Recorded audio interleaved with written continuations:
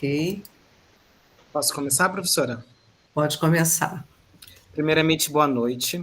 Meu nome é Halber Felipe, eu sou residente de infectologia do Hospital Universitário Antônio Pedro, que pertence à Universidade Federal Fluminense.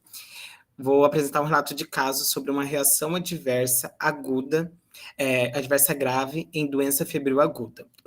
Os moderadores são os professores da Faculdade de Medicina da UF, professora Laura e professor Ezequias. O nosso caso é um paciente masculino, branco, 24 anos de idade, casado, proveniente e residente de Cantagalo, aqui em Niterói. Ele vem com uma queixa de febre, calafrios, dor de cabeça e fraqueza. Entre março e julho de 2021, ele residiu na Guiana Inglesa, onde trabalhou como garimpeiro. Após 2 meses de ter retornado para o Brasil, já em setembro de 2021, mais especificamente no Maranhão, ele foi acometido por um quadro febril agudo e diagnosticado com malária. Ele não soube especificar qual espécie de plasmódio ou medicamento utilizado, porém ele relata 7 dias de tratamento, referindo cura clínica do episódio. Pela quantidade de dias de tratamento, a gente imagina que ele utilizou primaquina e cloroquina para tratamento do Plasmodium vivax, mas ele especificamente não sabia especificar qual foi os medicamentos, nem o dia de tratamento, nem qual espécie de malária. 2 meses após, já aqui no Rio de Janeiro, mais especificamente no dia 10 de novembro, ele foi atendido no ambulatório, no consultório dia do UAP, com um quadro de febre vespertina, não aferida, calafrios, cefaleia e prostração, com 5 dias de evolução. Os acessos febris eram recorrentes e em dias alternados. Ele não apresentava nenhuma comorbidade prévia conhecida, não tomava nenhum medicamento de uso contínuo e negava alergias. Ele tinha como única coisa uma malária em setembro de 2021. O exame físico estava normal, não apresentava nada de alterado. Sempre lembrar que em áreas endêmicas de malária, esse mapa eu retirei do protocolo do Ministério da Saúde de 2020 para tratamento de malária. Sempre que o paciente apresenta febre, a gente sempre tem que pensar como uma das hipóteses diagnósticas malária. Ao exame laboratorial, ele apresentava apenas uma plaqueta de 65 mil de alterada, mas não estava abaixo de 60 mil. Os demais exames, como função renal, função hepática, hemoglobina, todos estavam normais. Ele fez um teste rápido, que deu positivo para Plasmodium vivax, e fez um teste de gota espessa, que deu Plasmodium vivax com uma cruz em ciclo de parasitemia, com entre 301 e 500 parasitas por milímetro cúbico. A pesquisa de deficiência de CSPD não foi realizada. Sempre lembrar que existem principalmente 2 testes para malária, que é o teste rápido, que foi feito, que é um teste de antígeno. Ele é rápido, né, e ele é fácil de manejo, e ele tem uma boa acessibilidade, como, por exemplo, para a Vivax, de 98,2, especificidade de 99,3. Ali a gente pode ver que ele vai ter a linha de controle, que vai dar a validade do teste, e vai ter a linha T3. Se apresentar a linha T3 positiva, significa que o paciente tem um Plasmodium vivax. Se apresentar a linha T2 e T1, vai significar que ele tem o falciparum. E ele também pode ter a mista. Esse teste tem algumas especificidades, como, por exemplo, ele não serve para o malária e para o vale, e ele também não serve para controle de tratamento. Por isso que é importante também fazer o teste de gota espessa, que além de dar o diagnóstico, a gente vai fazer as lâminas de controle de cura, através da verificação da parasitemia.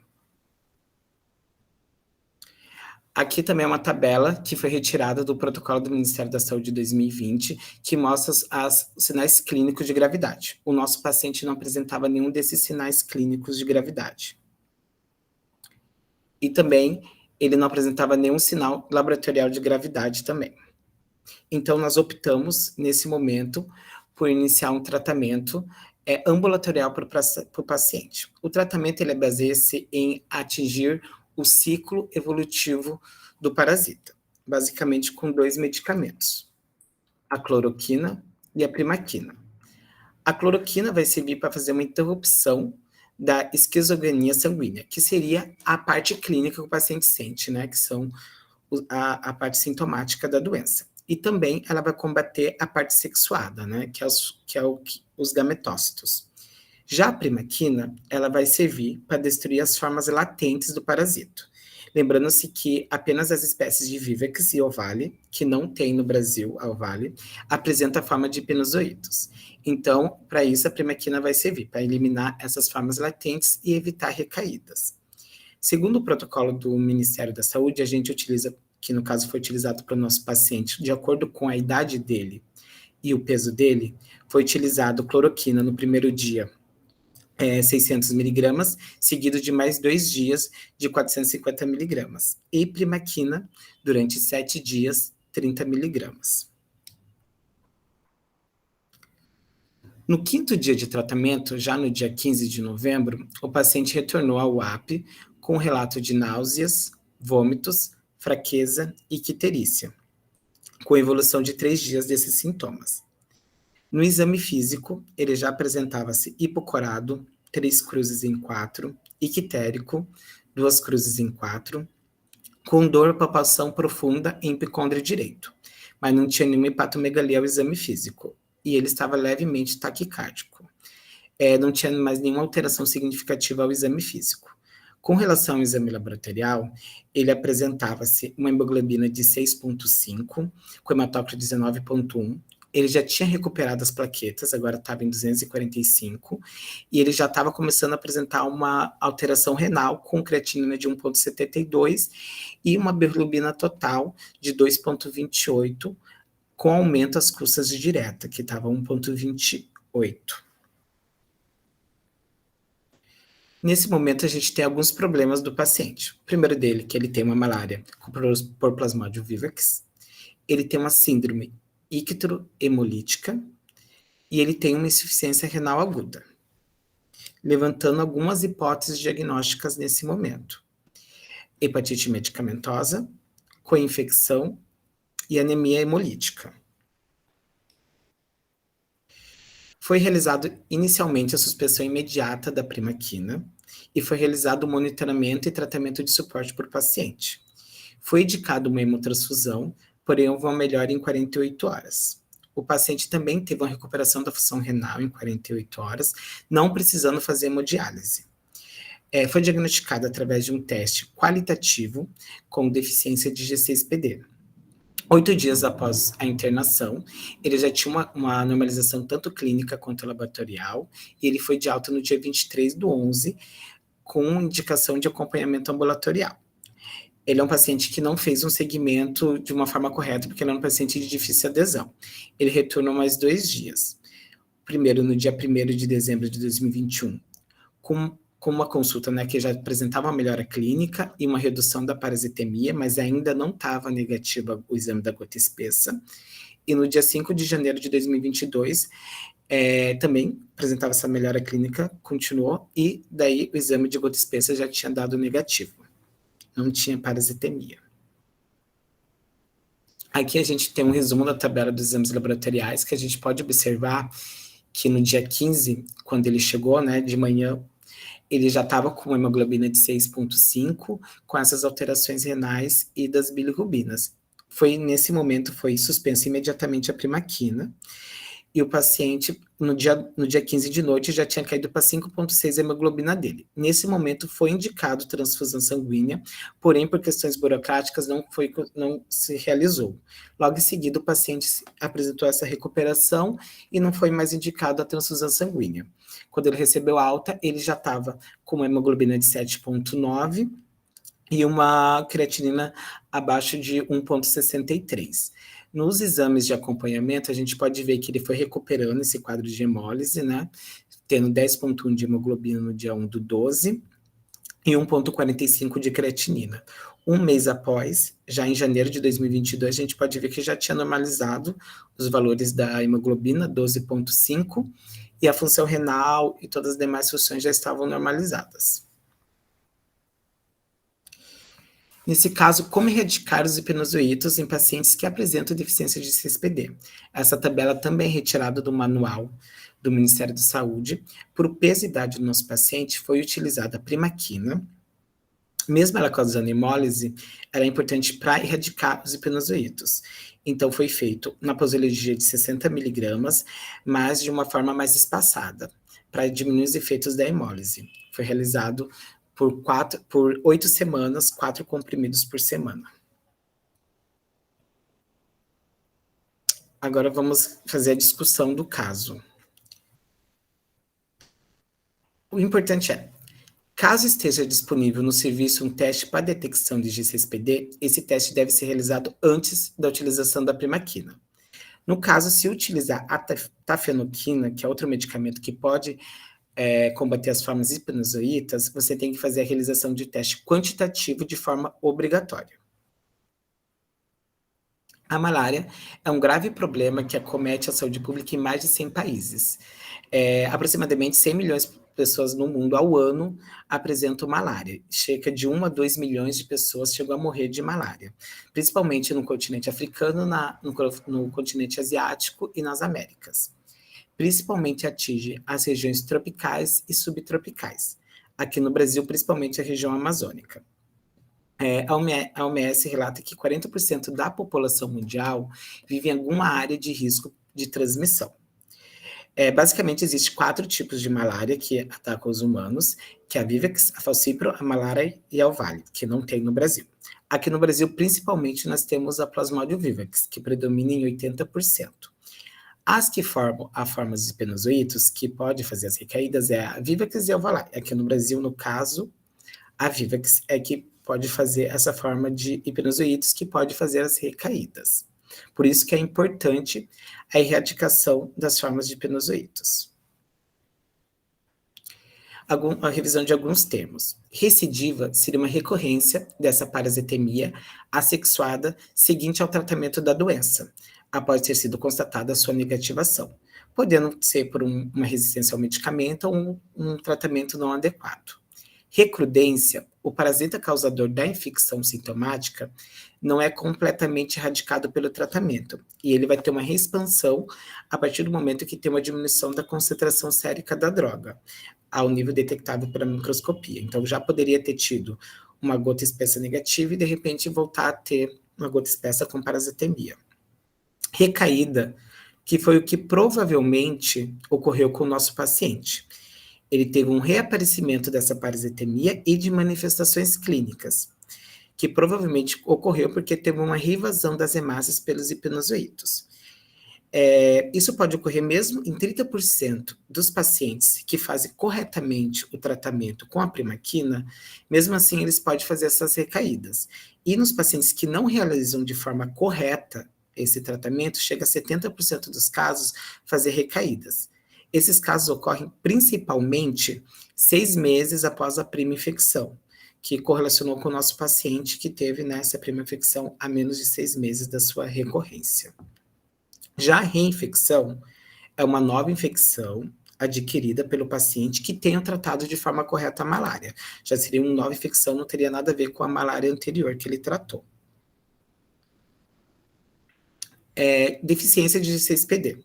G6PD é uma enzima que, vamos dizer, protege da hemólise as hemácias. Ela é a deficiência mais comum ligada ao cromossomo X, que atinge o mundo, né?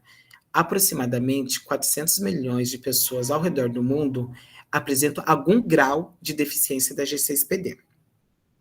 No Brasil, a prevalência pode ser de 1 a 10%.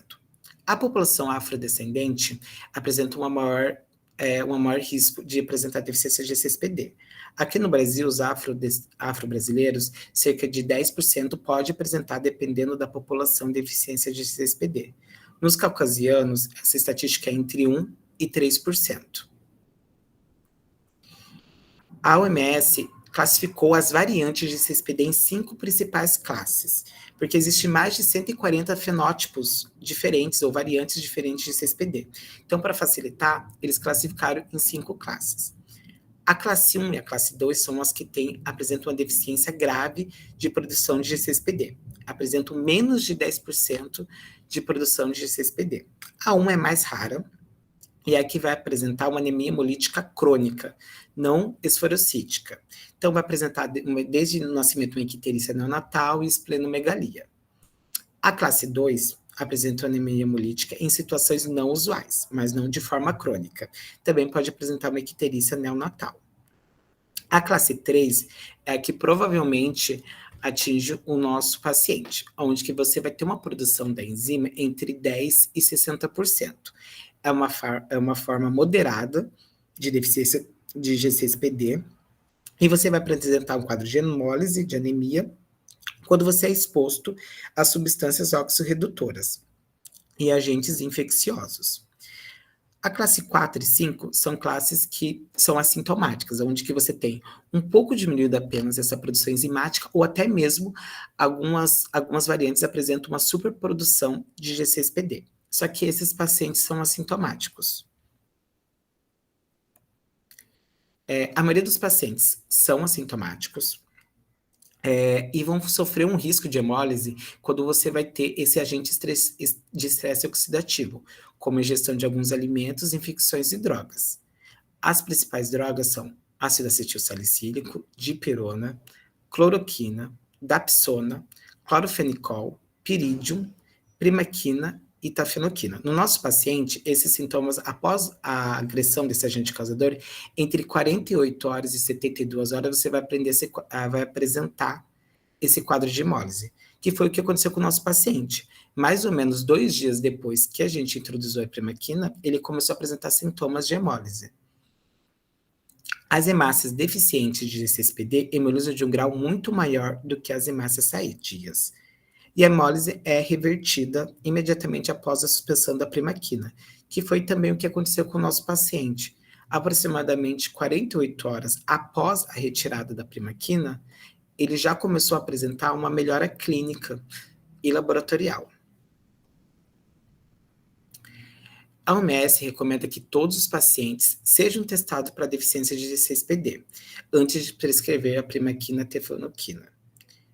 O risco hemolítico é associado à primaquina inversamente proporcional à atividade da enzima. Então, quanto menor a quantidade de enzima que produz, mais grave esse efeito de hemólise no paciente. Existem 2 tipos de testes de diagnóstico de deficiência de G6PD, os qualitativos e os quantitativos. Basicamente, os qualitativos eles vão detectar uma atividade enzimática acima de 30%. Então, quando você detecta 30% de atividade de G6PD, abaixo disso, eles vão considerar que o paciente apresenta deficiência de G6PD. Quando você apresentar uma atividade enzimática acima de 30%, você vai considerar um paciente que não tem deficiência de G6PD.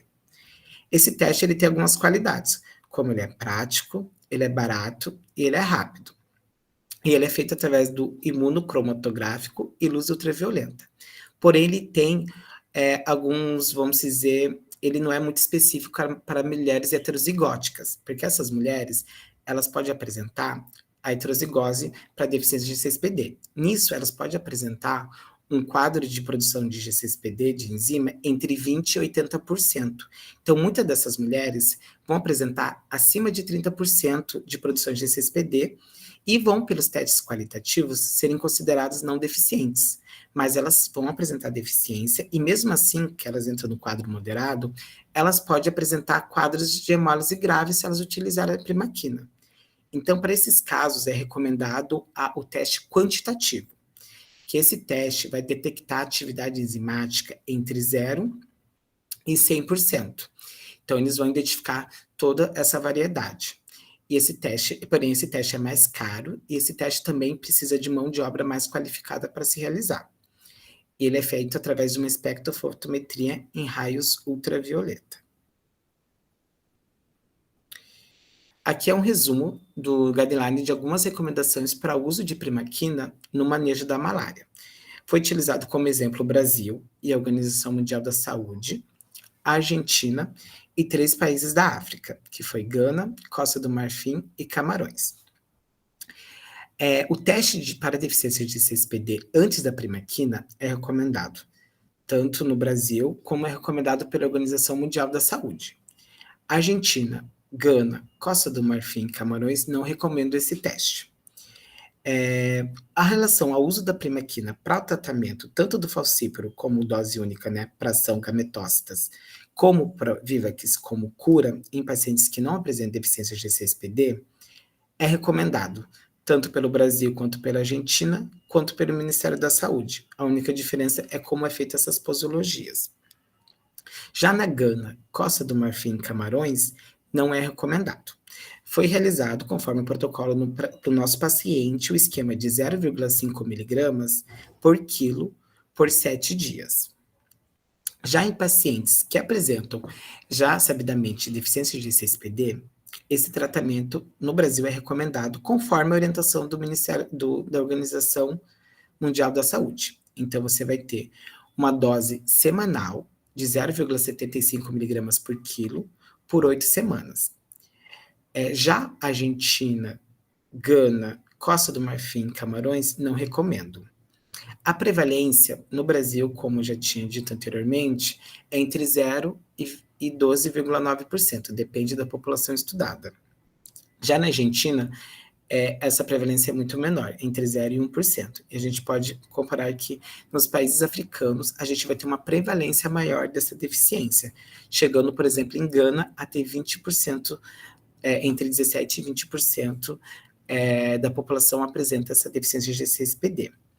Por que a diferença entre recomendação? A Argentina, por exemplo, é uma prevalência muito pequena, então para eles o custo-benefício não é suficiente para recomendar o teste de deficiência de G6PD para todos. Já Gana, Costa do Marfim e Camarões é mesmo por falta de insumos mesmo, por questão econômica, que eles não conseguem oferecer esse teste. Concluindo, o risco de deficiência de CSPD deve ser cogitado em todos os pacientes em tratamento, principalmente quando está em uso da primaquina. O teste deve sempre ser realizado, se no serviço disponível, sempre deve ser realizado antes de fazer o tratamento. Na primeira suspeita de uma complicação, ele deve ser interrompido até que esclareça o caso. Surge a necessidade de novas descobertas de novas drogas para a retigação dos hipnozoides, porque tanto o que a gente tem hoje, né, principalmente a primaquina, ela além de causar esse quadro de hemólise, já tem alguns estudos dizendo que eles já apresentam alguma resistência em alguns tratamentos. Então a gente precisa evoluir para descobrir novas drogas, tanto que diminuam essa resistência, como também diminuem esses efeitos hemolíticos em pacientes que apresentam deficiência de G6PD. O esquema alternativo reduzido e de tempo prolongado, ele é tão eficaz como o esquema em 7 dias. Então, tem que ser recomendado para esses pacientes o esquema em 8 semanas em dose reduzida. Obrigado. Obrigada, Halber, pela sua apresentação. Eu vou abrir agora para as perguntas e também para os moderadores, caso eles queiram acrescentar. Então, façam as perguntas ou diretamente, abrindo o microfone, ou podem colocar as perguntas no chat. Fiquem à vontade. Oi, Carla. Estão me ouvindo bem? Sim. Bem, eu vou me apresentar. Eu sou Ezequias, sou professor de infectologia da UF. E parabéns, Halber. Assim, a apresentação foi muito boa. O que tem de muito interessante nesse caso, né? Talvez possa não ter muita novidade em falar em deficiência de G6PD em paciente com malária. Mas eu acho que o mais importante aí é a lembrança. É a gente reforçar essa lembrança da importância desse exame, tá? O Ministério da Saúde, a Organização Mundial de Saúde, recomenda que o teste para deficiência de G6PD ele tem que ser realizado. Mas a nossa realidade, principalmente na Amazônia brasileira, é que isso não é realizado sequer na Amazônia brasileira. O paciente vê o médico, na maioria das vezes. Então, assim, e além de ter que fazer o teste, a importância de nós termos um teste quantitativo, porque, como o Halber falou, o teste da deficiência de G6PD, o qualitativo, só identifica atividade até menor que 30%, certo? E é conhecido que quando a atividade é menor que 10%, é muito, muito grave. Então, a gente precisava saber, a gente soube que esse nosso paciente muito provavelmente não tinha uma atividade menor que 10%, porque ele tolerou depois ter feito doses menores por 8 semanas. Mas quando a gente se depara e consegue saber que a deficiência é muito grave, ou seja, a atividade é menor que 10%, isso jamais a gente cogita a possibilidade de tentar fazer primaquina de novo, mesmo que seja em esquemas, uma dose por semana, por 8 semanas. Então, são duas deficiências que nos tem, né? A gente sabe dessa realidade, deveria ter o teste em todos os locais, a gente só tem o qualitativo, que é o mais barato, e mesmo assim ainda fica aquela dúvida, que nível de gravidade esse paciente tem de atividade. Então, isso é uma coisa que a gente tem que ter muito cuidado em relação a isso. Por isso que quais são as perspectivas que estão além do protocolo, do manual, né?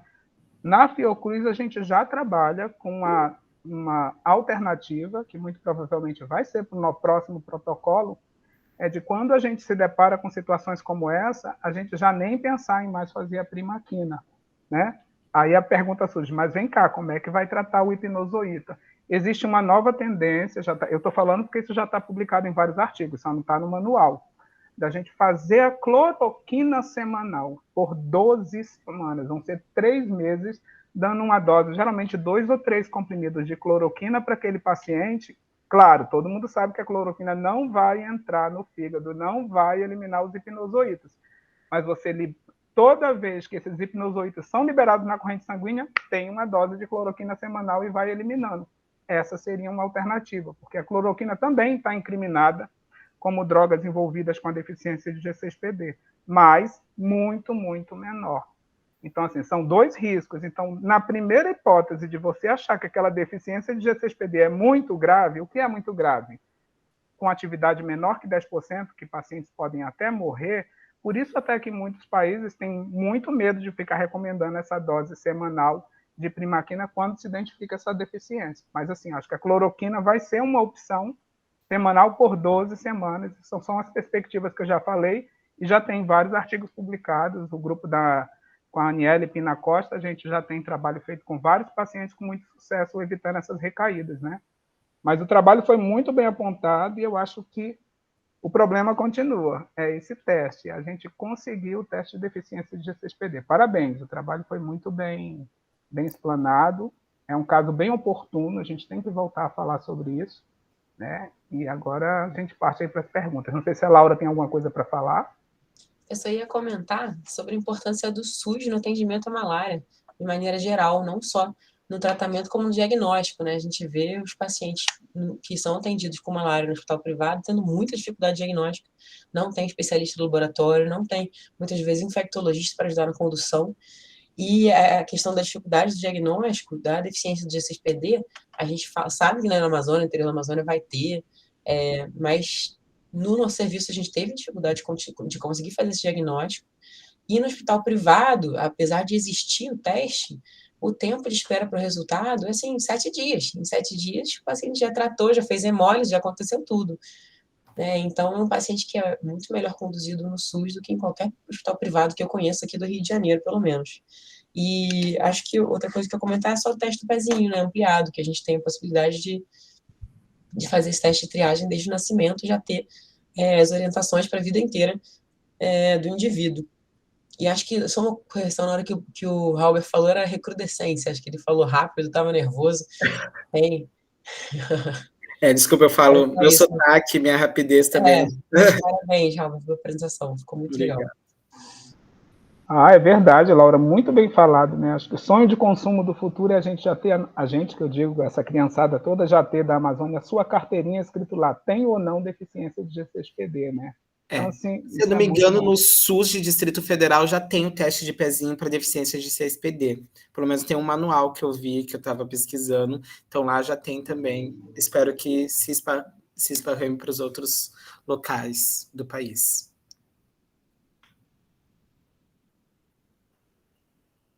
Muito bem. Você está sendo parabenizado aqui, né, no chat. E realmente esse caso, ainda mais para uma região, né, fora da região amazônica, a gente tem que ratificar, né, a importância desse tratamento e do cuidado em relação à G6PD. Mais alguém gostaria de fazer perguntas ou algum comentário? Eu sou aqui do Acre, né? A Cirlei.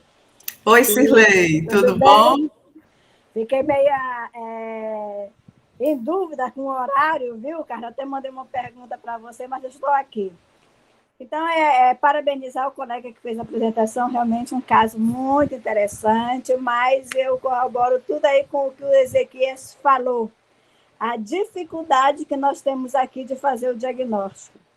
Aqui na nossa região, a prevalência de malária se dá muito mais naqueles municípios mais distantes, né? Cruzeiro do Sul, Tarauacá, bem em cima. E nós temos uma dificuldade muito grande relacionada ao diagnóstico. Então, realmente, vai muito de você começar o tratamento no paciente e verificar se ele apresentou alguma reação ou não. Tá? Estar atento a isso, orientar o paciente em relação a isso. Porque é um sonho de consumo nós termos esses exames aqui para fazer. Então, era só para ratificar isso, o nosso diagnóstico após o início do tratamento.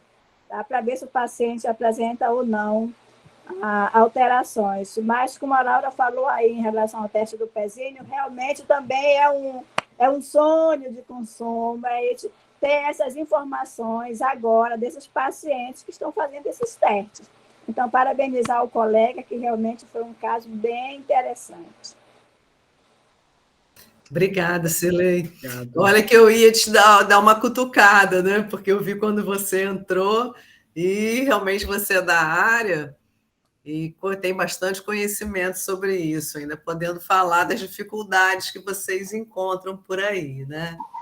E eu vi também, Halber, quando você faz lá na sua discussão e mostra para a gente que tem vários países, alguns países ali na África, que eles nem recomendam ficar fazendo a primaquina, como a gente faz, semanal, por 8 semanas, não só porque eles não têm o dinheiro nem para fazer o diagnóstico, né, de forma geral, e não vão correr esse risco de reintroduzir primaquina, porque lá o diagnóstico de deficiência de G6PD hemólise para eles vai ser clínico e laboratorial. É o paciente que chegou e eles estão vendo ali, está com hemólise, né? Claro, eles têm um hemograma.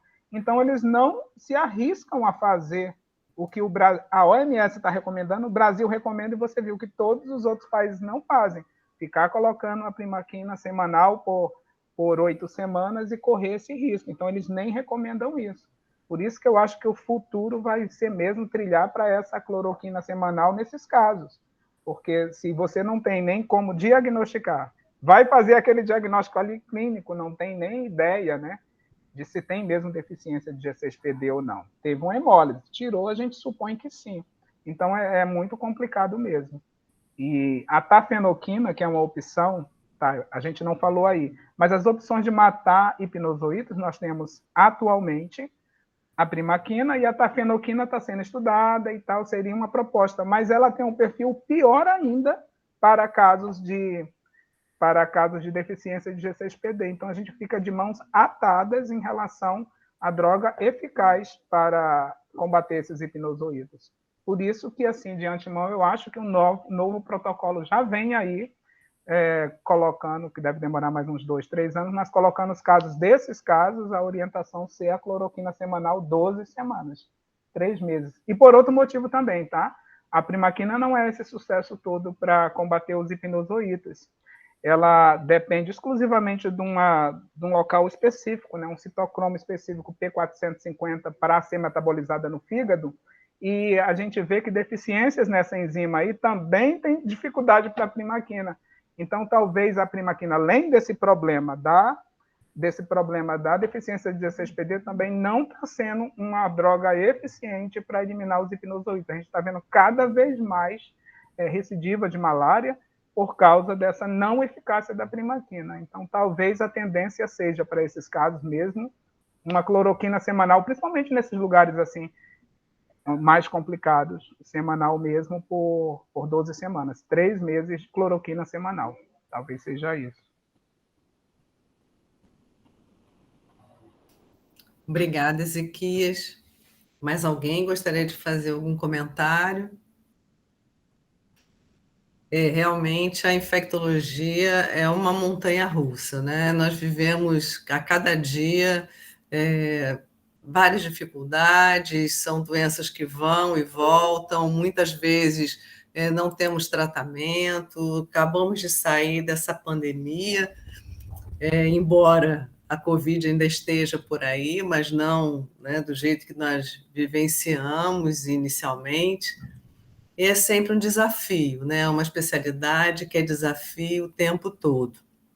Então, quero agradecer a vocês pela apresentação do caso e pela participação. É sempre uma honra para a CIERJ receber os serviços de todo o Rio de Janeiro.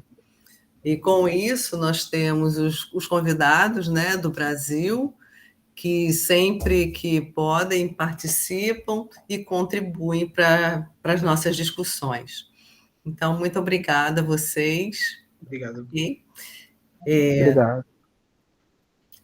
E nós vamos dar continuidade ao clube, mesmo em função dessa questão, né, dessa montanha-russa que nós vivemos. Nesse momento, estamos vivendo algo que não haveria necessidade, em função dessa baixa cobertura vacinal, ou seja, totalmente desnecessário. Nós temos um Plano Nacional de Imunização que funciona perfeitamente bem, né, dentro do que podemos oferecer, mas algumas questões são negligenciadas, existem essas situações de antivacina e que causam esse transtorno, fazendo com que doenças já controladas, né, com vacina, comecem a emergir, e reemergir, no caso. Então, eu gostaria de convidar, Halber, por favor, você pode tirar a sua apresentação, e eu gostaria de convidar, o Ricardo já está aqui, o Ricardo Machado. Ele é jornalista, pós-graduado em marketing e comunicação corporativa, diretor da Magic RM, assessoria de comunicação, e coordenador de comunicação da SBIM. Ou seja, ele é uma das pessoas mais importantes que podem falar, né, para a gente nesse momento. E o tema é a linfodemia e baixas coberturas vacinais, risco de novas epidemias. Ricardo, muito obrigada por ter aceito o convite. Você fique à vontade para fazer a sua apresentação. É um prazer, tá, tê-lo aqui conosco. O prazer é todo meu, uma honra entrar nesse seleto grupo, né? É muito bom saber o que vocês estão produzindo, esses espaços de troca, né? Eles são cada vez mais essenciais, porque muitas vezes aqui nesses espaços que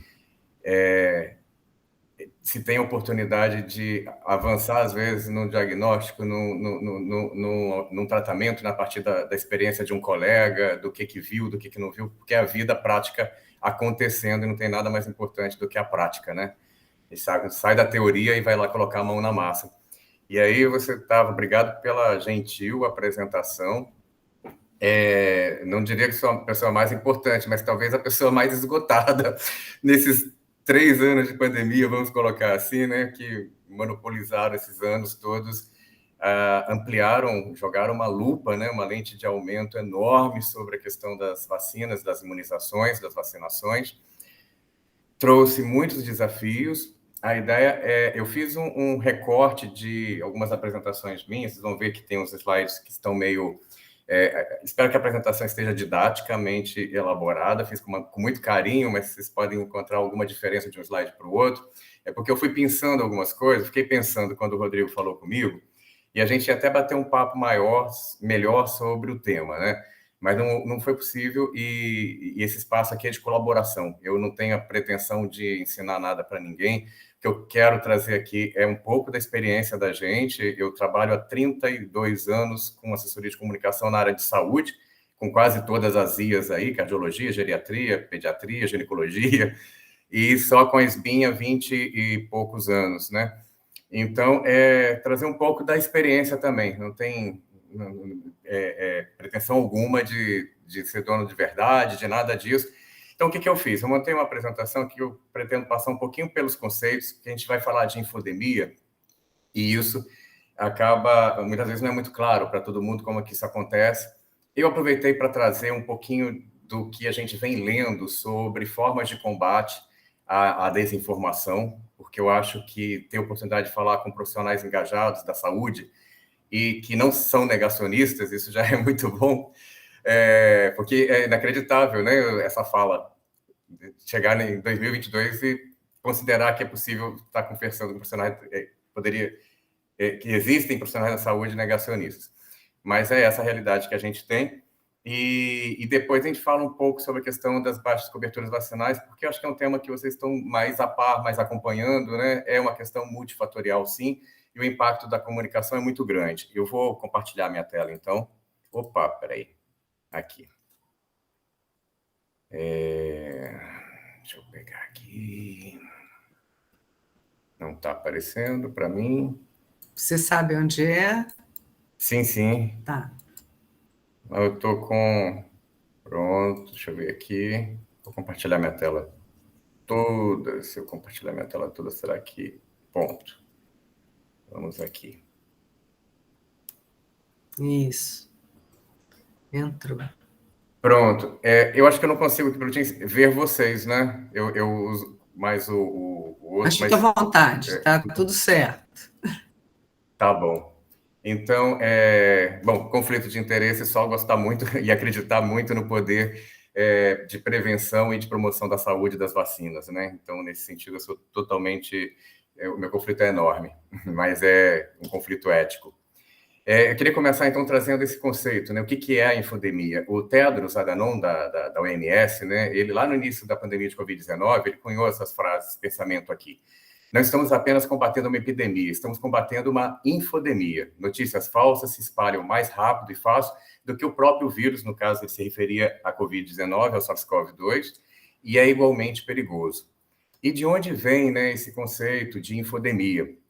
A palavra surge lá em 2003, ó, vejam só, na crise da SARS, vocês lembram disso, né? O jornalista e cientista político David, em uma coluna do Washington Post, ele analisou a situação e um dos destaques dele foi exatamente esse. A história não é a história só de uma epidemia, no caso da epidemia de SARS, mas de duas. Uma epidemia de informação que transformou a SARS de uma crise de saúde regional chinesa em um desastre econômico e social. E trazendo a análise de que a infodemia acabou tornando-se a crise de saúde pública mais difícil de combater. Isso lá atrás. Então, tantos anos depois, a gente vê que ele tinha razão e que, de fato, dentre todas essas crises, a gente está vivendo a maior emergência de saúde pública do nosso século, né? A infodemia é talvez o inimigo mais potente. Hoje a gente tem vacina, a gente está vacinando e vacina, mas não consegue mais por conta da infodemia. Segundo a OMS, a infodemia é essa superabundância de informações que ocorre durante uma pandemia. Ou até, acrescento aqui, um grande evento de proporções internacionais, proporção internacional. Algumas dessas informações podem ser exatas, outras não, e isso pode levar a uma grande confusão. Esse é o grande que a gente vivencia no dia a dia, né? Que, em última análise, é a desconfiança das autoridades governamentais e, sobretudo, das respostas de saúde pública, o que agrava ainda mais o cenário, né? Quando você está imerso nesse universo de desinformação, de informação descontrolada. Ela surge devido a um excesso de informação em geral, isso começa a especulação, o eu acho daqui, a falta de informação confiável, que não está chegando no mesmo nível que a desinformação, que a especulação, que as dúvidas, o aumento das informações errôneas e da desinformação, a gente vai ver isso aqui na frente. O que é, então? A gente falou da infodemia, que é esse excesso de informação produzida numa situação de grande comoção mundial. A desinformação, então, ela é uma informação falsa ou inexata com uma intenção deliberada de enganar. Ela tem, se utiliza habitualmente para se referir a intentos deliberados, geralmente orquestrados, para confundir ou manipular as pessoas mediante a transmissão de informações desonestas. Esse é uma definição da própria Unesco sobre o tema, e todos esses organismos internacionais ligados à saúde ou à comunicação estão se debruçando cada vez mais sobre a questão da desinformação, da infodemia. A OMS tem um programa sobre isso. A gente participa na SBIM pelo Vaccine Safety Net, que é um organismo, uma rede internacional da OMS. A SBIM é, no Brasil, a única participante, foi a primeira a ter o selo da OMS, isso lá em 2017, se não me engano já, e uma das frentes é exatamente um amplo trabalho de suporte às organizações, são mais de 100 organizações do mundo todo, para mapeamento de desinformação e estratégias de como enfrentar essa desinformação e promover a confiança nas vacinas. E aí a gente chega nesse cenário nas chamadas fake news. A gente começa, né? O termo ele já é um termo um pouco preciso, porque notícia, por essência, na definição, né, é tudo aquilo que corresponde a um fato. E se é um fato, ele não pode ser mentira, porque ou é mentira ou é fato, né? Mas o fato é que a expressão acabou se popularizando e gerando, então, esse conceito de informação fabricada, que, ao contrário das outras, ela tende a imitar o conteúdo dos meios de comunicação na forma, mas não no processo organizativo ou na intenção, ou seja, eles não têm o mesmo processo de apuração jornalística, de elaboração de conteúdo, os compromissos com a escuta de diversas fontes, de trazer o contraditório para o debate, de, enfim, oferecer informação de forma isenta.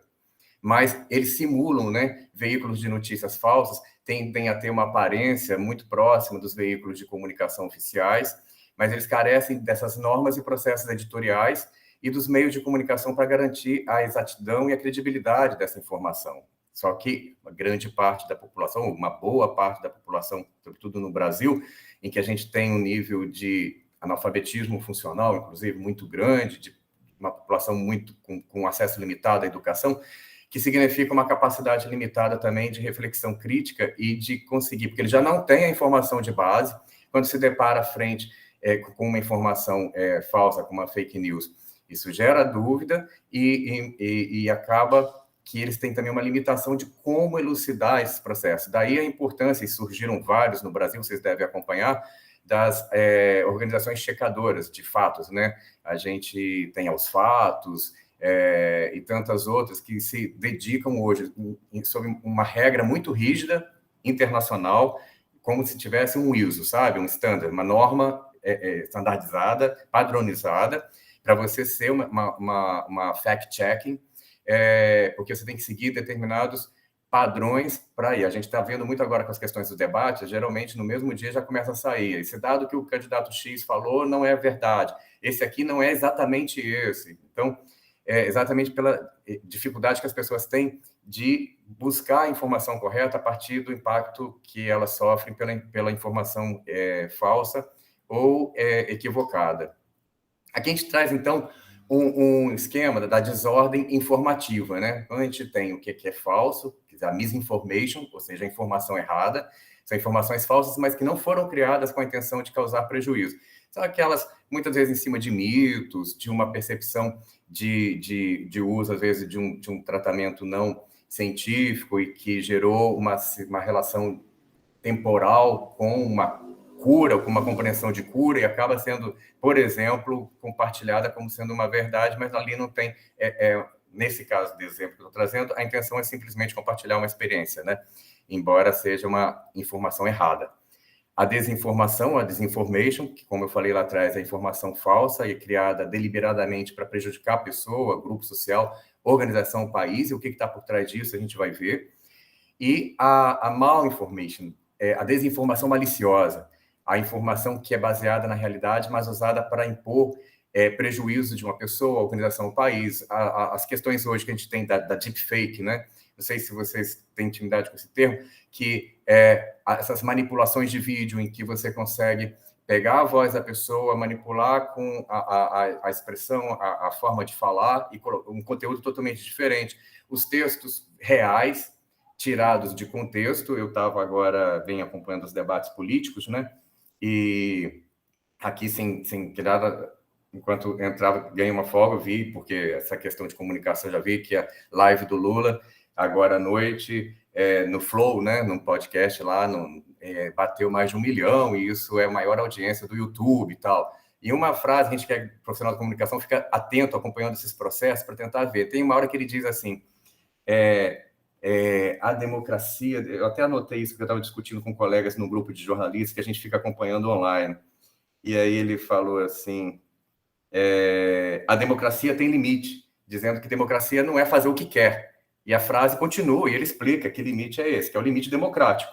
Só que essa frase certamente vai ter uma chance grande de ser retirada desse contexto e gerar um vídeo que diz que o Lula falou que a democracia tem limite, então que isso é uma tendência comunista, talvez. Pode ser uma questão. O que eu estou fazendo aqui é análise de discurso, para mostrar o quanto esse comportamento mal intencionado se vale de fatos reais para criar uma notícia falsa.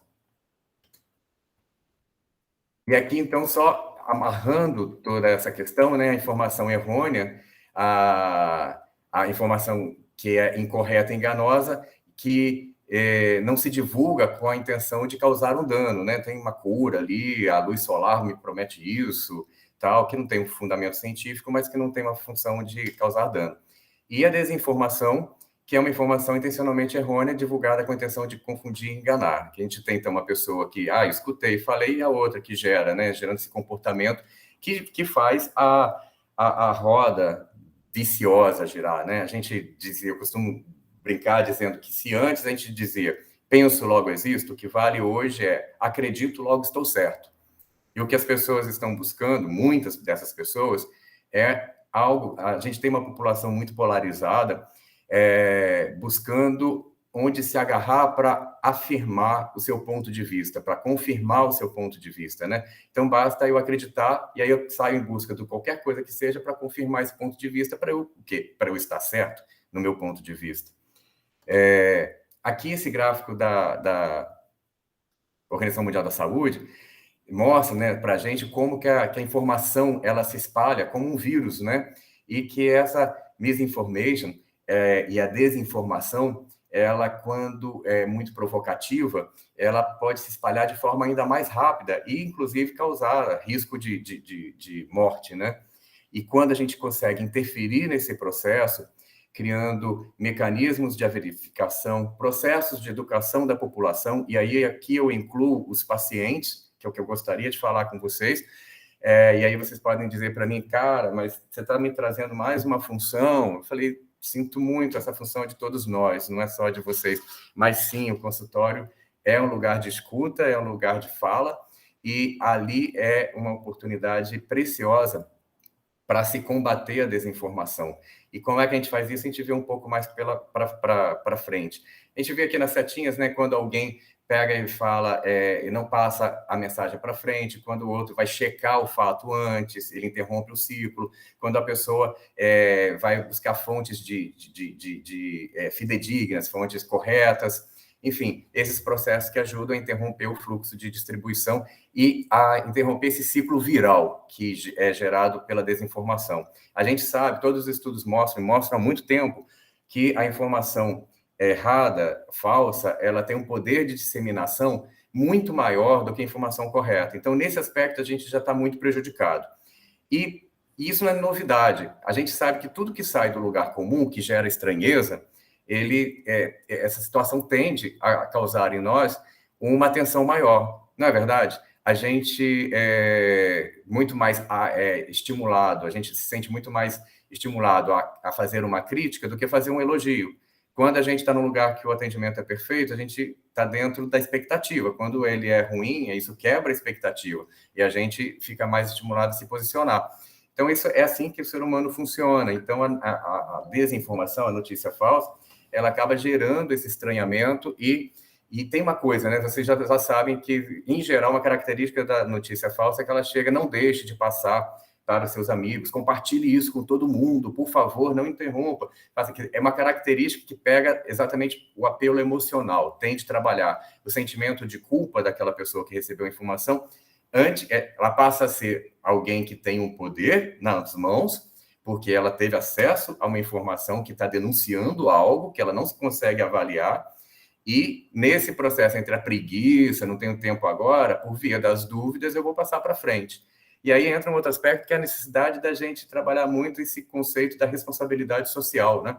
Que é algo ainda muito primário no nosso país, né? Num país que a gente precisa continuar ensinando que não é certo jogar lixo na rua por causa do impacto para a coletividade, é inimaginável uma situação dessa em 2022, mas a gente ainda está nesse processo, né? Então, você imagina pensar que alguém vai parar aquilo e vai entrar na internet, buscar uma fonte, comparar com outra fonte, ver se a pessoa que está sendo citada, se ela de fato é um pesquisador, é um médico, a instituição em que ela está ligada, que são todos processos importantes para a gente interromper esse fluxo de desinformação e combater a infodemia, porque aí você consegue criar essas travas que vão fazer com que o excesso de informação deixe de existir, né? Pelo menos diminua, né, esse processo. E aí, isso tudo leva a gente principalmente para a questão da hesitação vacinal.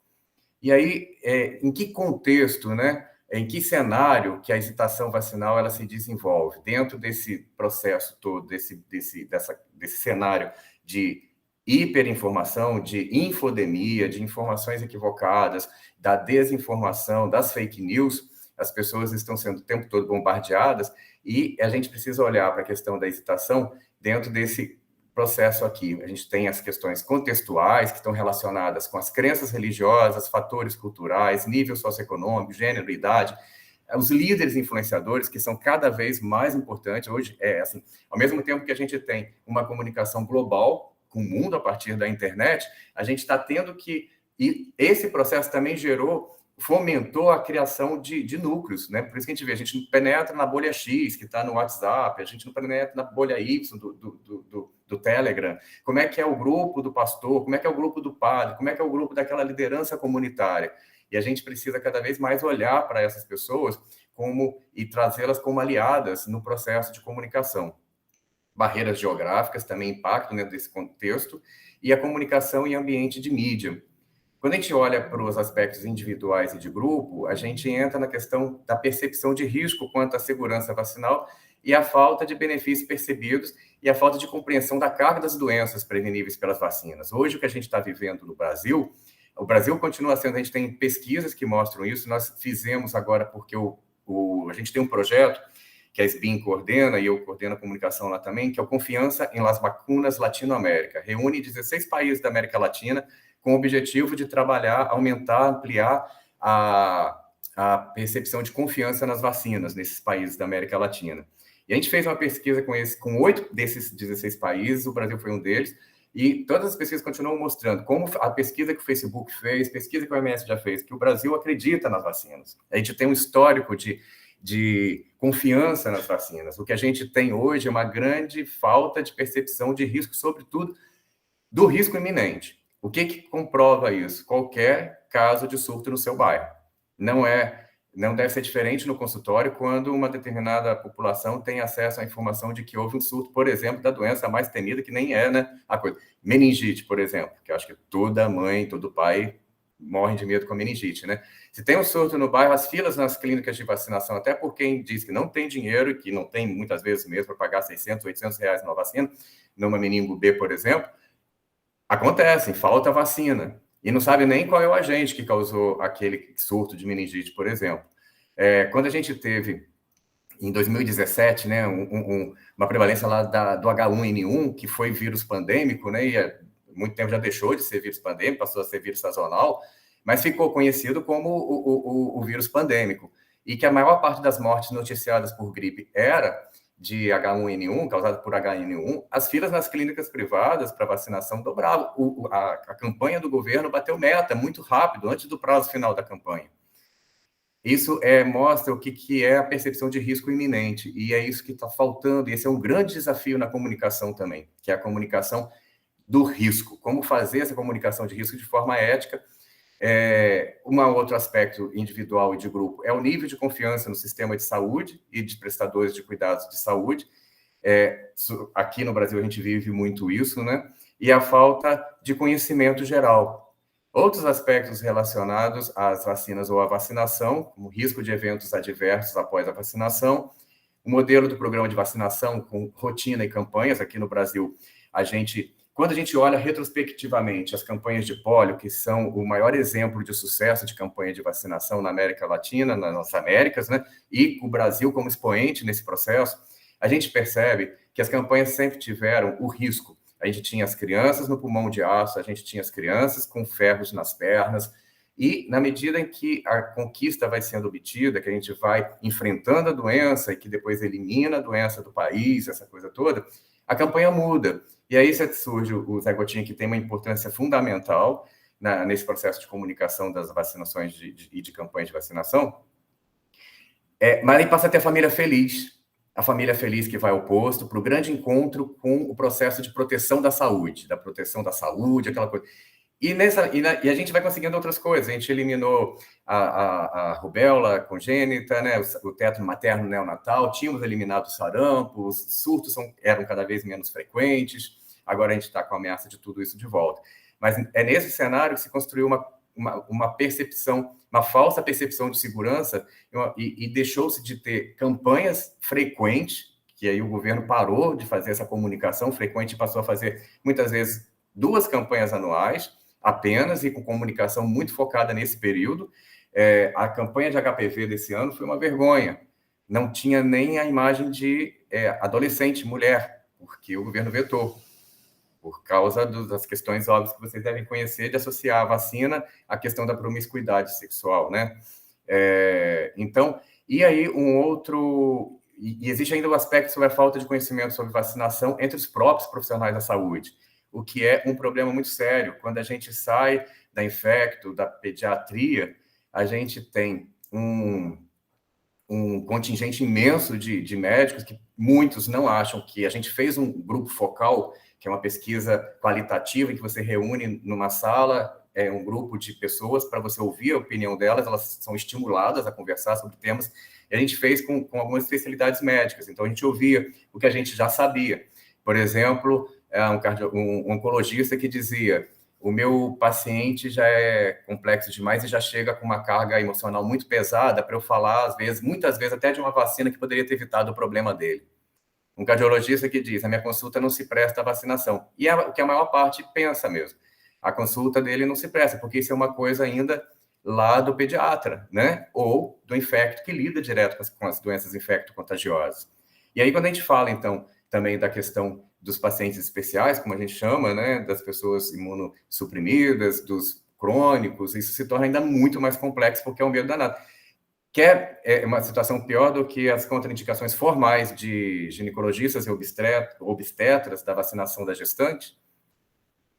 Isso acontece todo dia. Então, é um problema sério essa falta de conhecimento, e a confiança no fornecimento de vacinas também. E um outro processo que a gente sabe que é multifatorial, essa questão da baixa cobertura vacinal, e um desses fatores é a questão do funcionamento dos postos. Hoje, eu não sei o quanto vocês têm compreendem ou alcançam a dimensão desse problema. A gente tem municípios em que a vacinadora sai de licença maternidade e não tem ninguém para vacinar. E se ela ficar 6 meses de licença maternidade, 4 meses, não tem ninguém para vacinar. Em que o horário de vacinação é das 13 às 14h30. Então, tudo isso associado a esse processo de desinformação, vai impactar na cobertura vacinal. E muita desinformação surge por falta de conhecimento também do profissional na hora que ele desqualifica, né, o processo. Eu falei para minha mãe, que mora no interior do estado do Rio: mãe, vai lá, pede para você receber a pneumo. Você pode se vacinar no posto. O médico de confiança da família, ele é bom. O cara é de confiança, atende meus pais há muitos anos. Ele falou que não ia receitar. Como ela sabe que eu trabalho com a SBIM, essa coisa toda, ela insistiu, mas por que você vai receitar? Porque essa vacina pode te matar. E aí, o que a gente faz com isso? Ela saiu de lá sabendo que não vai matar. Mas essa desinformação foi criada dentro do consultório médico e certamente não está restrita à minha mãe. Então, é um processo de desinformação complicado, né? E aí a gente chega nos 5 Cs da hesitação vacinal, que é disso que a gente está tratando aqui a partir. Quer dizer, a gente falou da infodemia, das fake news, da desinformação. Esse processo todo acaba gerando a hesitação vacinal. Há pouco tempo eram 3 Cs e foram adicionados mais 2 Cs agora, que a gente tem a confiança, né, da segurança e eficácia da vacinação, que é quando existe uma falha, uma ruptura nessa confiança. A complacência, que está relacionada com a baixa percepção de risco e na severidade das doenças, são doenças que estão controladas, não se ouve falar mais. a conveniência, porque são as barreiras ao acesso. Apesar da vacina estar disponível, existem barreiras, como, por exemplo, as situações que eu descrevi, que dificultam...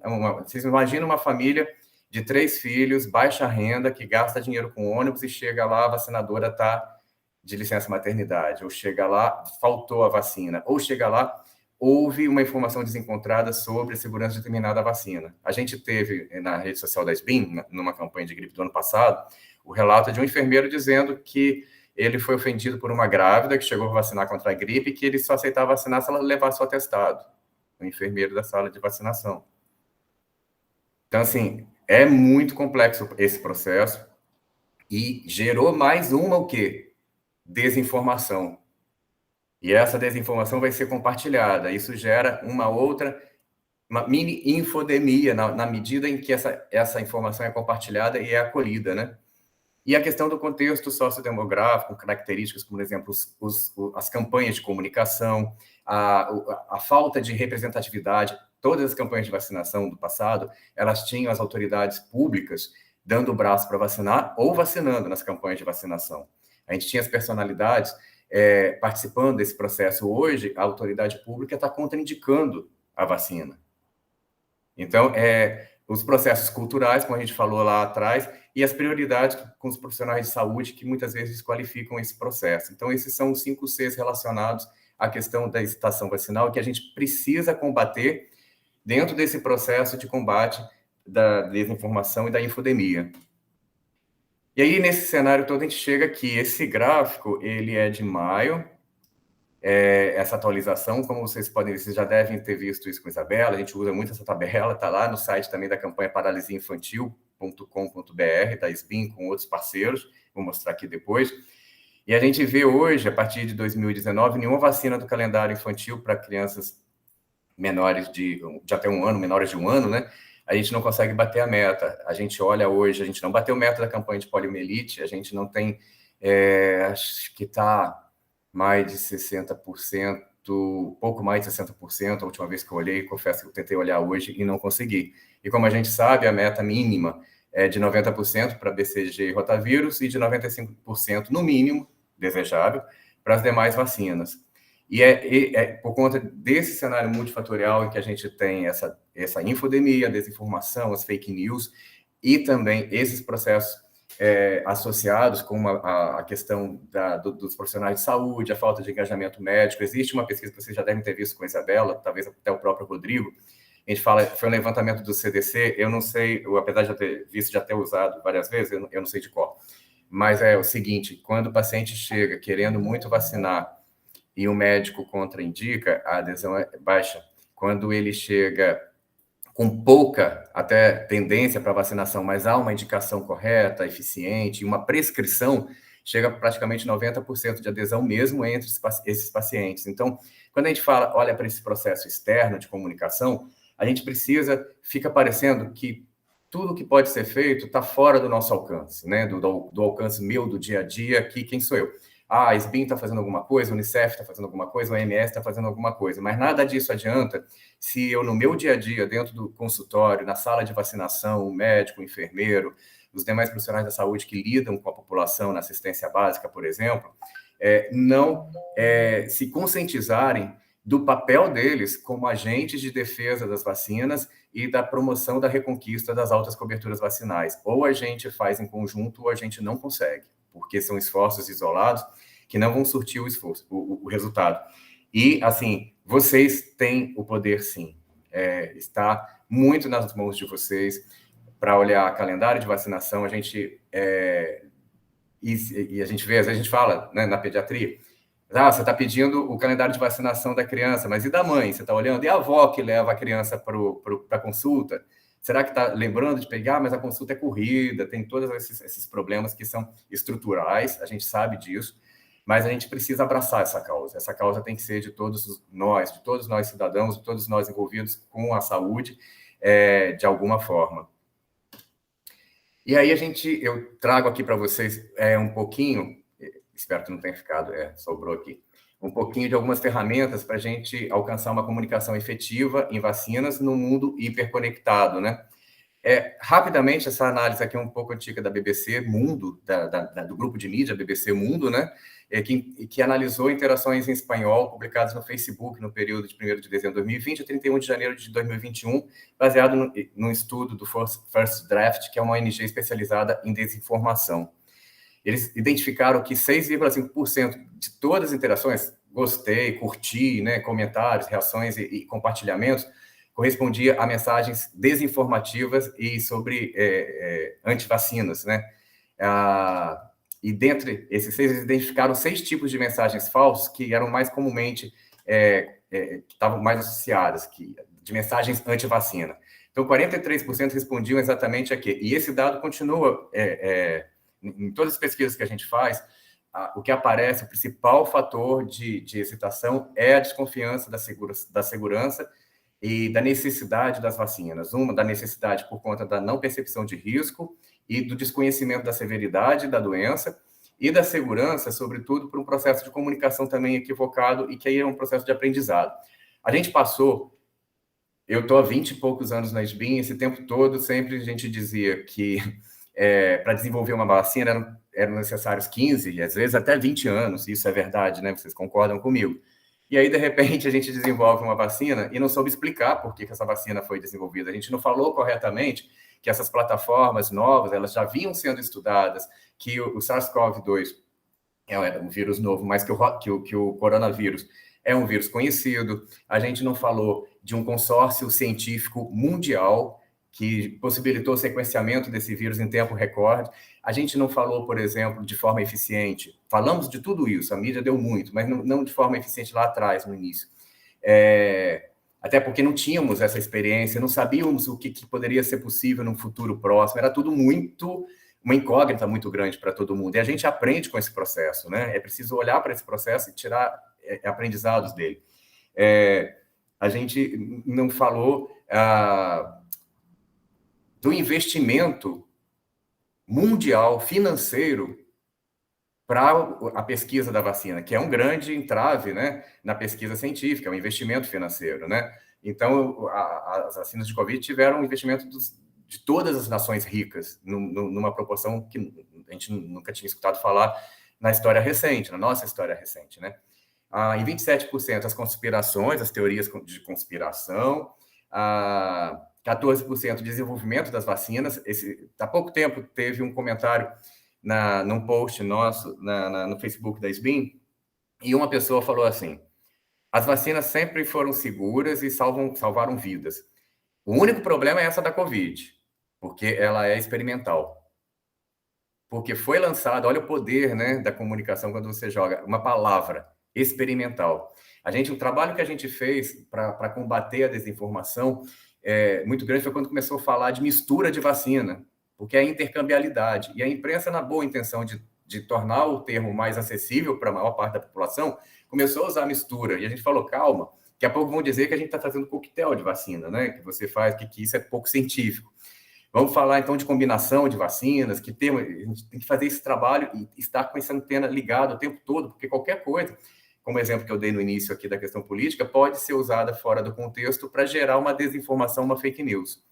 10% sobre o poder do dinheiro, aquela história, isso foi criado por laboratório para vender vacinas, os governos estão comprometidos, estão ganhando com isso. 5% questões religiosas e éticas, e 4% sobre as liberdades. Eu tenho direito de não me vacinar.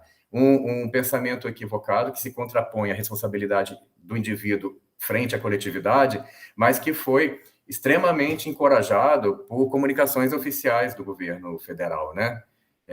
Pelo próprio exemplo do presidente da República, que disse: quer vacinar, vacina, o risco é seu de virar jacaré, mas eu não vou vacinar e nem mostro meu cartão. Então, a gente tem hoje uma situação polarizada de conflitos e de grande desconfiança. E com que objetivos se faz isso? Principalmente de monetização, para gerar polarização e para ter reflexos políticos, na politização. A pesquisa que a gente fez com a Vaz em 2018 ou 19, acho, as fake news estão nos deixando doentes. A gente mapeou com 2.000 pessoas no Brasil inteiro, foi na época feita pelo Ibope, que ainda existia, né? Sobre a percepção, o quanto as fake news impactavam a percepção de segurança das pessoas. E um desdobramento desse trabalho foi fazer um caminho por meio de ferramentas de localização e tudo, de aplicativos, para descobrir a fonte dessas informações. E quase 100% dessas notícias falsas relacionadas com vacinas, elas estão concentradas principalmente em sites dos Estados Unidos, e tanto lá quanto aqui tem por trás uma indústria, né? Você está vendendo um tratamento milagroso que resolve essa situação, ou você está vendendo um atendimento X. Inclusive o Fantástico fez uma matéria e foi a uma dessas clínicas no interior de São Paulo que foi até fechada, depois deve ter reaberto com outro lugar, outro nome, enfim. Mas esses são os 3 principais motivos pelos quais as pessoas criam desinformação em torno das vacinas. E aí, que ferramentas a gente pode dispor para uma comunicação mais efetiva, né? Por onde começar? A Unicef criou um guia prático para gerenciar as informações equivocadas sobre vacinas, e que é muito interessante. A primeira coisa é a gente realizar um segmento e uma investigação. Em que meios de comunicação essas pessoas, em geral, quando a gente está pensando, isso serve no micro também. Quando o paciente entra no consultório com uma informação equivocada, o que está por trás dele? De onde vem essa crença? Quem impacta essa pessoa, né? Então, em que meios de comunicação confiam essas pessoas para se manter assim, informadas? Que plataformas gozam de maior popularidade e para que públicos, que contas nas mídias digitais têm um maior alcance? Quem exerce a influência nas conversações? Que informações errôneas aparecem no nível local para realizar consultas relativas às vacinas no Google, no YouTube, no Facebook, em outros buscadores? Que rumores estão sendo detectados já? Como esses rumores foram detectados? Onde estavam? Que comunidade é essa? Se é no mundo real, no mundo virtual? Quem são os autores? Não é um trabalho fácil. Que iniciativas estão já em desenvolvimento e que efeitos de interação digital e comunicação de riscos a gente pode fazer? Então, assim, são algumas perguntas no processo de investigação e de segmento para a gente conseguir uma comunicação mais efetiva. E a gente entra no processo de gestão, né? A gestão das informações errôneas sobre as vacinas, que se divide em 3 fases.